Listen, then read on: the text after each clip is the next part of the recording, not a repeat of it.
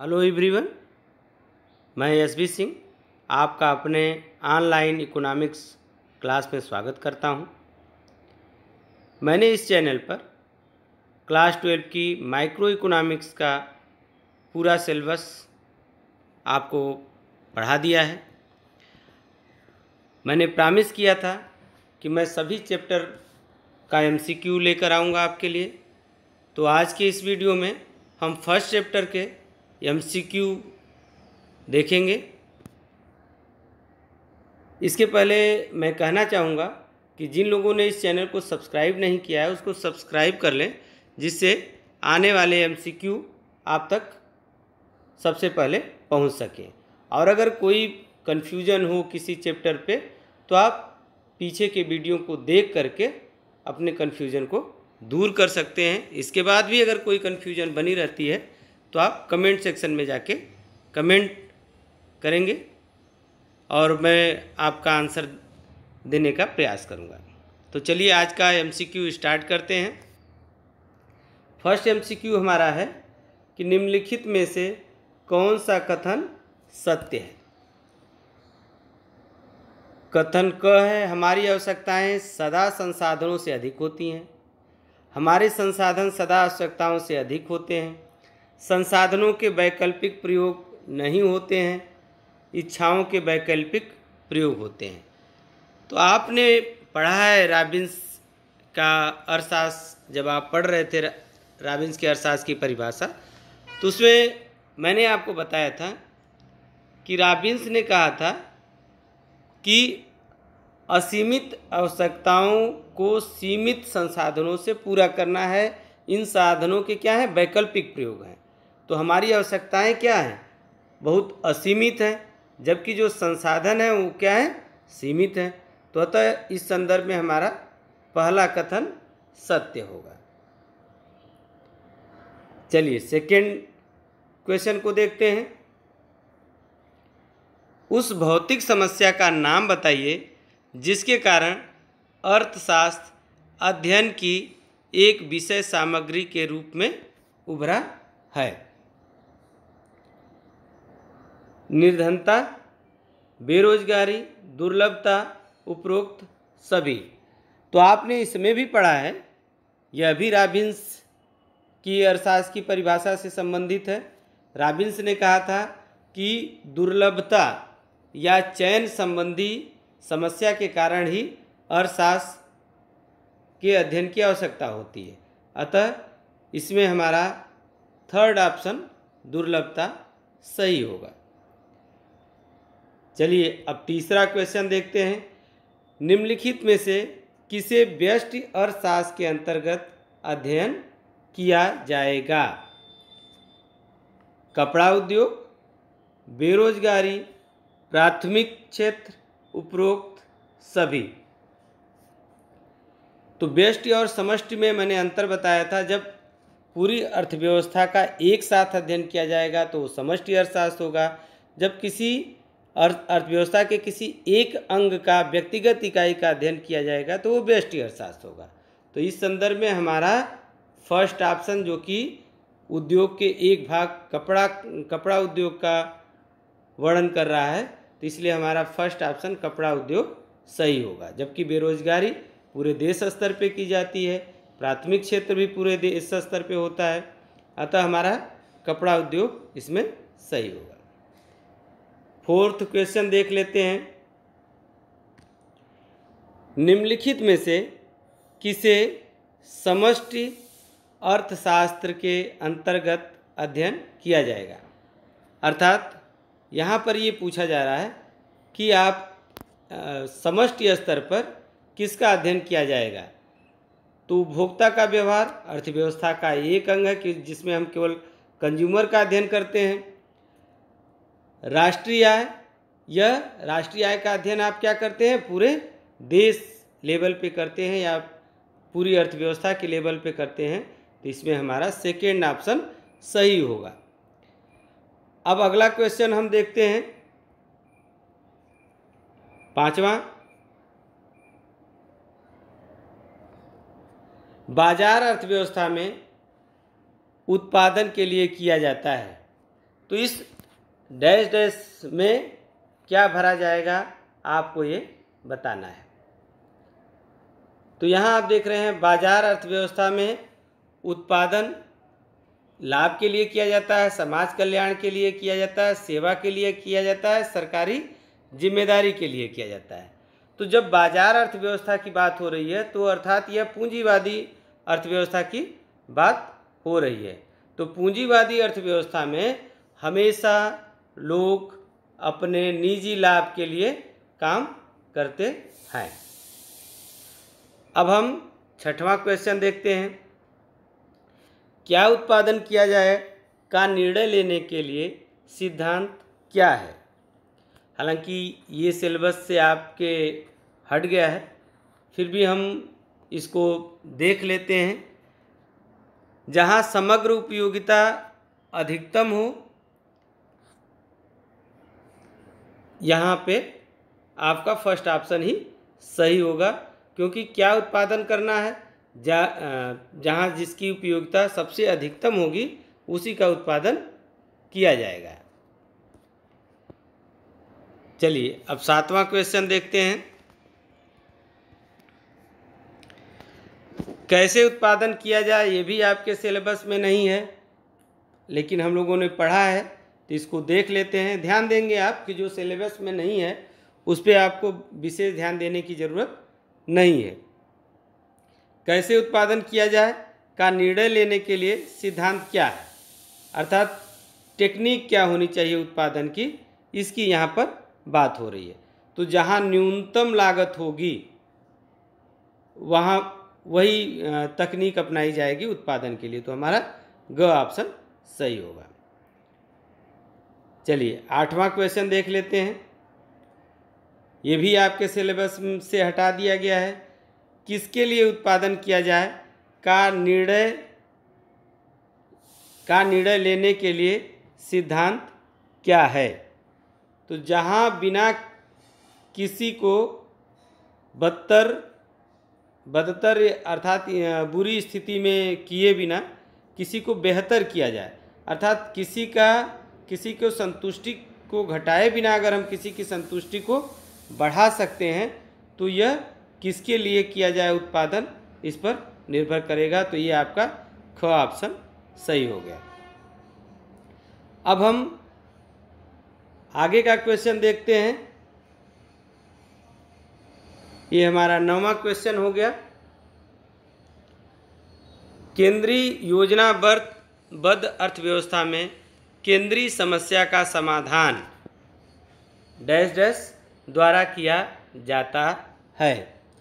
तो केंद्रीय योजनाबद्ध तरीके का तात्पर्य है कि ऐसी अर्थव्यवस्था जो सरकार के अधीन हो, अर्थात उसमें सरकार का हस्तक्षेप चलता हो, वह मिश्रित अर्थव्यवस्था हो सकती है या फिर समाजवादी अर्थव्यवस्था, जिसमें पूंजीवाद और समाजवाद दोनों का अंश पाया जाए, अर्थात निजी क्षेत्र और सरकारी क्षेत्र, वो मिश्रित अर्थव्यवस्था है। और जिसमें उत्पादन प्रक्रिया केवल सरकार का नियंत्रण हो उत्पादन प्रक्रिया पे, वो समाजवादी अर्थव्यवस्था है। तो इन दोनों में ही केंद्रीय योजनाबद्ध अर्थव्यवस्था में केंद्रीय समस्या का समाधान किया जाता है। तो इसमें ऑप्शन आपका क्या हो जाएगा? इसमें कीमत तंत्र नहीं होगा, ये बाजार अर्थव्यवस्था में होता है। सामाजिक तंत्र ये भी नहीं होगा। सरकार द्वारा नियुक्त केंद्रीय अधिकारी, ये आपका सही ऑप्शन होगा। चलिए अब 10वां क्वेश्चन देख लेते हैं। बाजार अर्थव्यवस्था में केंद्रीय समस्या का समाधान किसके द्वारा किया जाता है? तो बाजार अर्थव्यवस्था में सरकार हस्तक्षेप नहीं करती है, यह पूंजीवादी अर्थव्यवस्था है।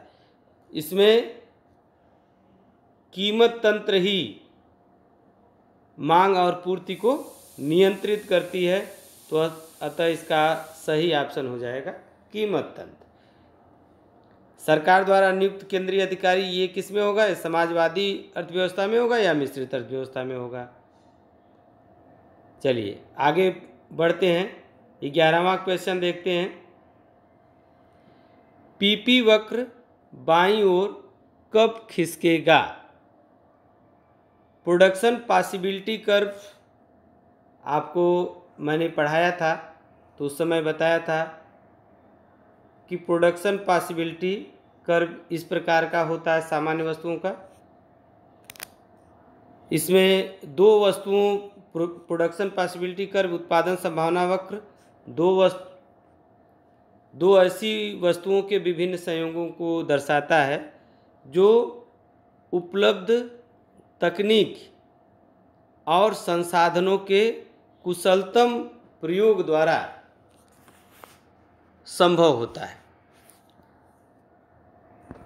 अर्थात जितने भी संसाधन आपके पास हैं उन संसाधनों का कुशलतम और पूर्ण प्रयोग करके दी हुई तकनीक पे आप x और y वस्तु का कितना अधिकतम उत्पादन कर सकते हैं उस संभावना वक्र को दर्शाता है। अगर यह अंदर का कोई वक्र है तो आप अपने संसाधनों का पूरी तरह यूटिलाइज नहीं कर रहे हैं, और बाहर का कोई बिंदु है तो इसका तात्पर्य है कि आप इसको प्राप्त कर ही नहीं सकते, यहाँ तक उत्पादन आप कर ही नहीं सकते, और ये बिंदु पर हैं तो आप अपने संसाधन का यूटिलाइज नहीं कर रहे हैं।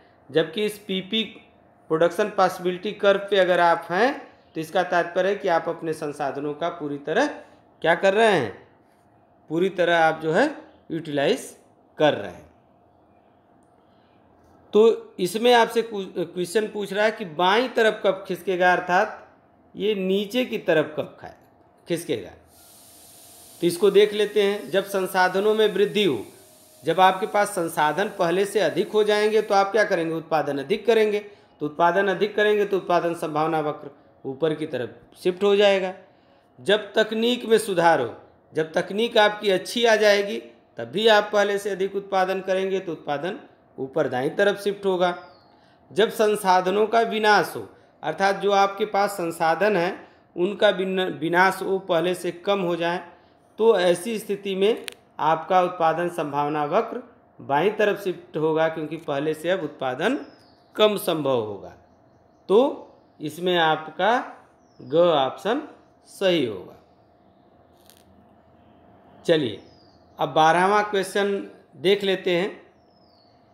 एक अर्थव्यवस्था में शिक्षा का महत्व जानकर लोगों ने अपने बच्चों की शिक्षा पर बहुत ध्यान देना शुरू कर दिया। इससे उत्पादन संभावना वक्र पर क्या प्रभाव पड़ेगा। ये भी आपका उत्पादन संभावना वक्र से संबंधित क्वेश्चन है। तो क्या प्रभाव पड़ेगा अगर शिक्षा का महत्व बढ़ जाए। तो शिक्षा का महत्व बढ़ेगा तो इसका परिणाम ये होगा कि आपके जो संसाधन हैं वो पहले से बेहतर हो जाएंगे। तो बेहतर हो जाएंगे तो उत्पादन क्या हो जाएगा, वो बढ़ जाएगा।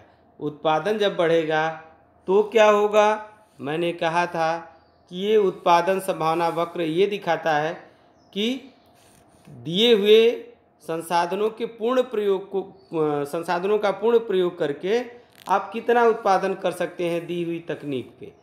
तो जब आपके संसाधन पहले से अधिक दक्ष हो जाएं, शिक्षित हो गए, उनकी उत्पादकता पहले से बढ़ जाएगी, तो परिणाम होगा उत्पादन अधिक संभव होगा। तो उत्पादन संभावना वक्र क्या होगा, दाईं तरफ खिसक जाएगा। तो इसमें आपका ऑप्शन पहला सही होगा कि पीपी वक्र दाईं ओर खिसकेगा। चलिए अब आगे देखते हैं 13वां क्वेश्चन। पीपी वक्र नतोदर क्यों होता है। तो उत्पादन संभावना वक्र अगर आप देख रहे हैं तो नतोदर होने का तात्पर्य ये है, और उन्नतोदर होने का तात्पर्य होगा इस तरह। क्लियर। तो नतोदर क्यों होता है ये आपको बताना है। आप देख करके ऑप्शन ढूंढिए। अवसर लागत के कारण। अवसर लागत किसको कहते हैं आप जानते हैं कि कोई साधन अगर मान लीजिए जैसे यहाँ पर गेहूँ हो, जो कि आपके बुक में भी उदाहरण दिया है, और चावल हो। तो गेहूँ आपके पास खेत की मात्रा सीमित है। अगर खेत की मात्रा सीमित है, उस खेत में आप 100 टन जो है गेहूँ पैदा करते हैं। कितना पैदा करते हैं? 100 टन गेहूँ पैदा करते हैं और चावल 0 करते हैं। अब आप चाहते हैं कि नहीं हम गेहूँ और चावल दोनों की खेती करें, तो परिणाम होगा कि गेहूँ की खेती आपको कम करना पड़ेगा। अब सपोज करिए कि आप 80 टन गेहूँ पैदा करते हैं और 10 टन चावल पैदा करते हैं, क्योंकि चावल में आप कम दक्ष हैं, गेहूँ का उत्पादन आप बड़े पैमाने पे कर रहे थे। तो ऐसी स्थिति में आपका अवसर लागत जो होगा वह 20 संबंधे 10 या इसको कह सकते हैं 2 संबंधे 1 होगा। अर्थात गेहूं की 1 इकाई को प्राप्त करने के लिए, चावल की 1 इकाई को प्राप्त करने के लिए आपको गेहूं की 2 इकाई का त्याग करना पड़ता है। तो यहाँ पे अवसर लागत 2 संबंधे 1 कह सकते हैं, या आप कह सकते हैं कि अवसर लागत 1 है। तो यहाँ अवसर लागत आपसे नहीं पूछा गया, आपसे ये पूछा गया है कि पीपी वक्र नतोदर क्यों होता है। तो इसका आंसर आप देंगे सीमांत अवसर लागत के कारण। ये भी नहीं सही है, बढ़ती हुई सीमांत अवसर लागत के कारण। तो नतोदर होने का कारण मैंने आपको अभी बताया था कि गेहूं और चावल। तो यहाँ पर आपने देखा था कि जब 100 था तो ये 0 था, जब ये 80 है तो ये 10 है। अब अगर आप चावल बढ़ाना चाहते हैं तो परिणाम ये होगा कि गेहूं का उत्पादन जो आप घटा रहे थे, अब आप पहले की तुलना में कम घटाना चाहेंगे, और इस तरह से 10 और इकाई का उत्पादन करने पे आप देख रहे हैं कि आपकी सीमांत अवसर लागत बढ़ती जाएगी। अब और कम यहाँ पे करेंगे